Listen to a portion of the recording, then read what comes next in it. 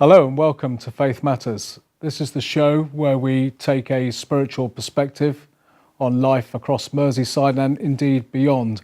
And this is a special episode in the wake of the Paris attacks and atrocities.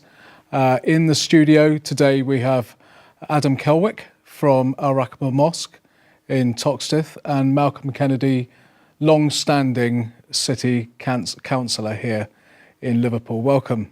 Adam, you're back again. You were on a few months ago for Ramadan.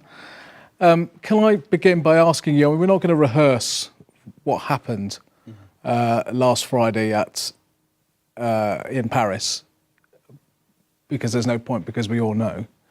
But what were your immediate reactions and what are your reflections now?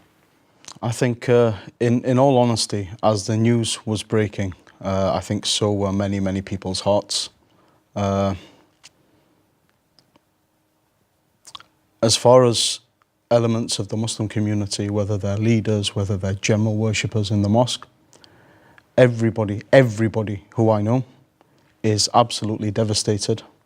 Our thoughts and our prayers are with the people who've lost their loved ones in France. And let's not forget, several of those were Muslims also. Our thoughts and our prayers are also with the ones who survived the attacks, and from amongst them were once again Muslims. One example was somebody who held back a suicide bomber from entering into the football stadium. He was a Muslim, and we have to recognise. And the reason I'm mentioning that there were Muslims amongst them is not to reinforce this us and them. It's just to remind people that we're all humans. And when attacks like these happen, whether they're in the East or in the West, they're against innocent people. And there's no differentiation. People are not able to discriminate between who they're killing when they decide to kill innocent people. And so we're all at risk to be exposed to that. It could have been my children. It could have been my family. It could have been my friends. Yeah. Whether I'm talking about my Christian family or my Muslim family, it could have been anybody. Yeah. Malcolm, how did you respond? I was shocked, absolutely horrified. I had a sense that the world was changing, and not in a way that I would want the world to change. I admit I shed some tears. I think it's utterly tragic, and well, is it also avoidable? I don't know if it's all avoidable, but things happen in the world and you feel totally helpless, and you just can't control things. I think Adam's absolutely right. I think that people of all faiths, different nationalities, suffered in that attack. I think it was unconscionable what was done. And I still feel very strongly about that whenever I think about it. Okay, the question for me is this a religious problem or challenge that we have? Not just what happened in Paris, but the backstory to it. It goes back over decades now. Is this a religious problem we have to solve, challenge that we have to overcome?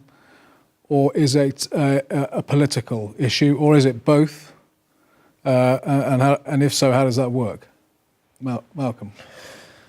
It's a very difficult question, isn't it? I don't think it's certainly not purely a religious question. I think neither is it purely a political question, because religion comes into play here, but very often, I can remember playing Dylan's God on My Side to my auntie recently, because my auntie passed away, and I remember it was one of my memories of her. And a lot of people claim to have God on their side when they commit horrible actions. And I don't think human beings can do that. I think it's vanity. I think it's taking the name of the Lord, thy God, in vain. But so I think primarily it's a political one, which is using religion for its cover. I think the strength of religions have been certainly in my knowledge of the Christian faith, about how you change yourself, how you react internally, what your relationship is with the Creator. And I know in my reading of the word jihad, for instance, it always was meant to refer to an internal struggle, which is very similar to the Christian ideal of the search for perfection with God's help. So, and I think the perversion of that, which started largely in the 70s, with the book The Neglected Struggle, and the West's reaction and incompetence at times in reacting to that, has led to a distortion of religion and the tragedy we get today. Adam, if you want to add anything to that at all, or I was thinking actually as you were speaking, the word Israel, just to bring, we haven't got a Jewish representative here, but we could easily have that. The word Israel actually means in Hebrew struggle, the people of the struggle. So, we've all in our faith traditions have this notion of the internal struggle. Adam, you want to add anything to that? I think asking this question, is it religious, is it political? I think the Middle East is a very good example, because what many people do today is see these wars, see these conflicts, see this chaos between humans, and they see the common denominator as being religion, and they see the reason for these conflicts as being solely religion. And for that reason, you'll go to a place like Jerusalem, which people, they say it's the Holy Land. So why is it that the Holy Land has so many problems and killing and murders and disputes, and nobody seems to get on? Now, what I would say is actually, if the people there were to go back to their religions and to go back to their scriptures, they will all find that all of their religions teach that it's forbidden to kill innocent people. So I would say that the solution is in the religion. But if we're being honest, if we're asking, is it religious, is it political, I think it's a human problem.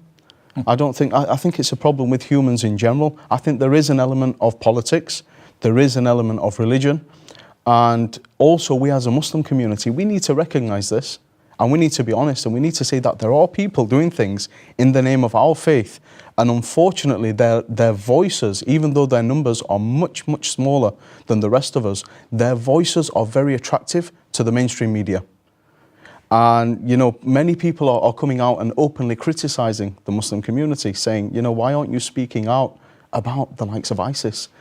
And my response to that is, we are, but nobody wants to listen because they're so busy shouting about how nobody's speaking out about ISIS. And what I would like to challenge is somebody to give me the name of one mosque in this country or one Muslim association who hasn't publicly distanced themselves or spoken out against ISIS and their likes. And I'd be very surprised to hear of a single mosque in this country who hasn't distanced themselves from such people.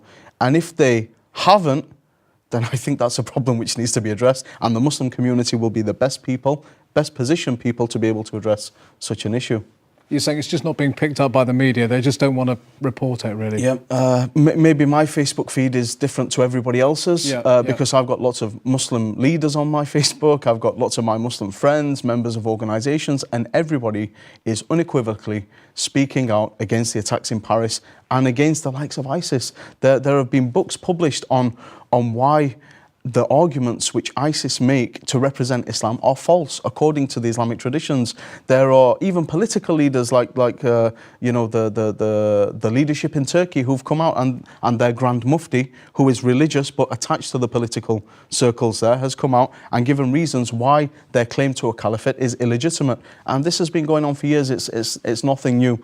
But as I said, I don't think stories like that, unfortunately, in the times what we're in, sell newspapers or get the internet clicks or the internet interaction, and for that reason nobody seems to want to pick them up. And it's a shame, because what we have as a Muslim community here in the West is, after the attacks on Paris, which we were just as likely to be killed as anybody else in France, we also have the aftermath, the so-called revenge attacks, which we have to be on standby for. And there have been some serious incidents over the last few days, and people... Yeah. You've got them there. This is the thing, many people will come to us and they'll say, why aren't you speaking out about France? You've only got about a minute to tell us those before we come to the break. It really is serious. This is just over the last couple of days. If we go to France, there was a solidarity march between all people from all backgrounds, and that was interrupted by a right-wing fascist group who were talking about expelling Islam. That's one example in Lille, in the south of France. You've got a mayor of a small town, once again in southern France, who's saying that Islam needs to be banned.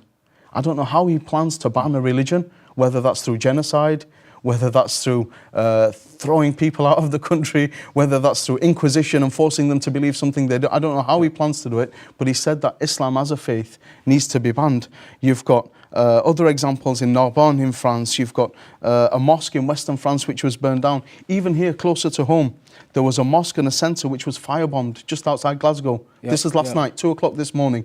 A mosque and a Muslim centre was firebombed, and it's been burnt. It's been burnt down to the ground now. You've had a 50-year-old couple who were running a fast food takeaway, beaten up by a gang of 15 people, and they specifically said, this is revenge for France. So my point is, not only are we equally as likely to suffer being on the receiving end of any terrorist attack, but we also have to deal with this afterwards. And this is not including the many examples of people being abused in the street, on the trains, and so forth. Adam, thank you for that. And you know, it's important that we're kept up to date, because the media, I didn't know, I knew of only 1 or 2 of those. But so join us after the break. When we come back, we're just going to unpack this whole issue further. Join us after the break for Faith Matters.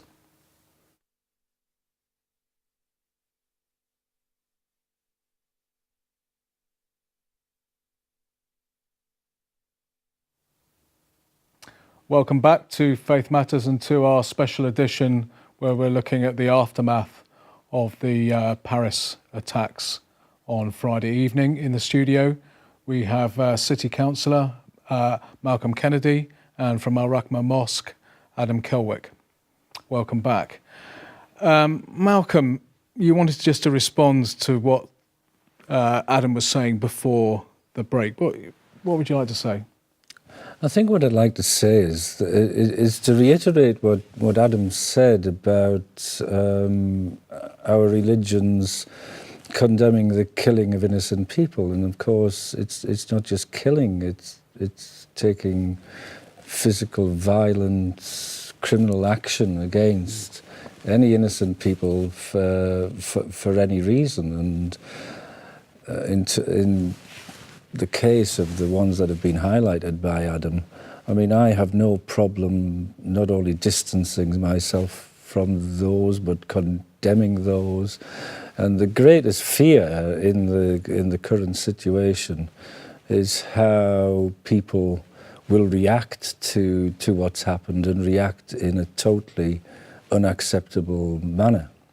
This is just not... the Christian is called upon to love his or her neighbour, you know, and the question was asked, and who is my neighbour? And the neighbour wasn't the person who lived next door to you. The person who turned out to be the neighbour was the person who was travelling from another country. The person with another religion, yes, as well. Of course, the Samaritans had a slightly different religion to the Jews at that time. So the reaction should be one of concern and love for one's fellow Muslim citizen, and not one of hatred, because that is not an acceptable or anywhere. Steve Earle, I'm a big fan of Steve Earle, and I never learned, I don't remember learning how to hate in Sunday school. Jerusalem. Yeah, I'm a fan of Steve Earle as well. Yeah. You know? Yeah. And I never learned how to hate in Sunday school either. And this is something which all our faith traditions share. Not only is it forbidden in our faith traditions to kill or oppress, but it's also illegal in the laws of every country in the world. And so what we need to do is break things down and simplify things a bit. You've heard the saying, the devil is in the detail. Yeah. I worry that when you start bringing all different political arguments and religious arguments and, you know, this and that and all the rest, people can get worked up, and what happens is their reaction is not sound. And I think if we break it down to the simple equation of let's recognise all together, let's have some common ground here between us all, whether we're Christian, whether we're Muslim, whether we're atheist, whatever background we come from, we all agree that killing innocent people is wrong. We should all come together and be able to recognise it whenever it happens, whoever it's perpetrated by, whether it's a sick, twisted bunch of people who follow a particular cult and claim to be from a particular religion, or whether it's even at a governmental level, and whether it's politicians who are being pushed by lobbyists and big businesses to take this action or to take that action, we need to recognise when somebody kills an innocent life, that's wrong, and we'll all stand against it together, no matter who it comes from and no matter where that innocent life is taken. And as we all know, the day before the Paris attacks, almost 50 people lost their lives in Lebanon. Yep. And that was another ISIS attack. Now, that didn't... It was underreported, wasn't it? It was underreported. And what else is underreported is that Muslims are attacked and killed by ISIS more than anybody else. There are more mosques being blown up than there are churches by ISIS than anybody else. And so I'm not trying to say that we are the victim, but what I am trying to say is we need to come together. We need to recognise injustice, and we can all recognise it, regardless of which faith we're from and regardless of which country we might live in. It's illegal, it's forbidden to kill an innocent human life, and we all need to have the same policy. What does worry me, and this is in all honesty, is when the reaction is an emotional reaction and one which is rushed into. And when people talk about the response being merciless, we will respond to this mercilessly. That's not a good word in my vocabulary. Well, neither of it is it a word that's common to any of our religious traditions. Absolutely not. And I think when we then get into the political sphere and we get into political rhetoric, but my difficulties are how I express solidarity for my Muslim brother in England, and how I express solidarity with my French cousins across the channel there. And I've been reading just last night about, and I take some of the things Adam's saying very seriously there, but there was a long Christian tradition of the just war, and the just war was about there having to be a just cause to that war, and there had to be a just way in carrying out that war. Language like merciless doesn't necessarily or come anywhere close to what a just war would be like. But I do think, and I have to say this, I do think that what happened in Paris can be rightly described as an act of war. And I can understand some of the rhetoric that politicians are using in that regard. But we need, unlike in previous conflicts in recent years, we need a UN resolution to back this, don't we? We can't.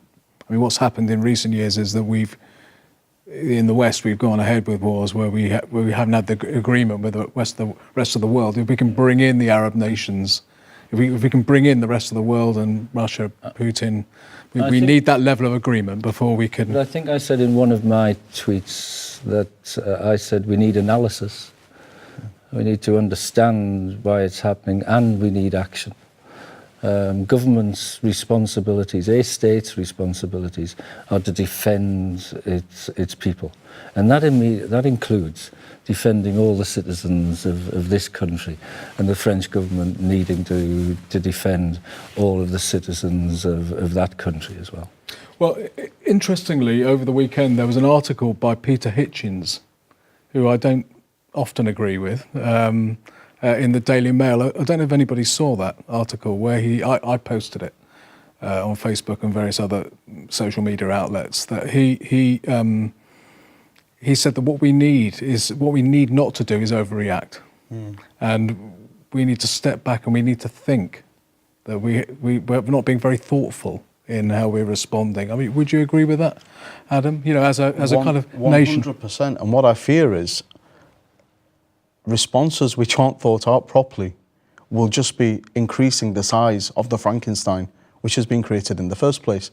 And so you can see many fingers pointing to the refugee crisis because of this. Passports are being found and whatnot, which is questionable in my opinion to even release that information so soon after the attacks in the first place.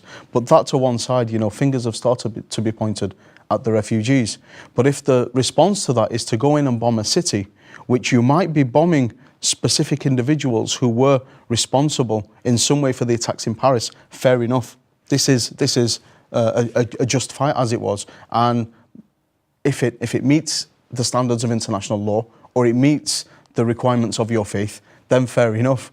But to go, we all know that there are going to be innocent casualties. And the question arises then, what is the difference? What is the difference? And it's a question which is hard for us to ask when we're killing innocent people from our planes and our armies and our bombs. But the question needs to be asked, because an innocent soul is an innocent soul. And on the day of, and from our perspective, on the day of resurrection, on the day of judgment, everybody will be judged one by one, and they'll be questioned for every single thing which they've done. This is from a faith perspective. And we're told in the Quran that if you take a life, it's as if you've taken the life of the whole of humanity. Yep. It's as if you've killed the whole of humanity. And this is also found in the Jewish traditions. The same, it's actually quoted as a Jewish tradition. In the Quran it says, we decreed for the children of Israel that whoever takes a life, it's as if they've taken the lives of the whole of humanity. And likewise the opposite applies. And whoever saves a life, it's as if they've saved the life of the whole of humanity. So human life here is what is important. We're talking about the sacredness of human life, aren't we? Yeah. I agree with that. But if we went back to what seemed to be a purely European conflict in 1939-45, there were actions taken by a state against other states. And what's the Christian reaction to that when Britain is being bombed by Germany? Is it to debate to the nth degree these these close, personal, true statements about life? Or is it, how do you defend the people of Britain?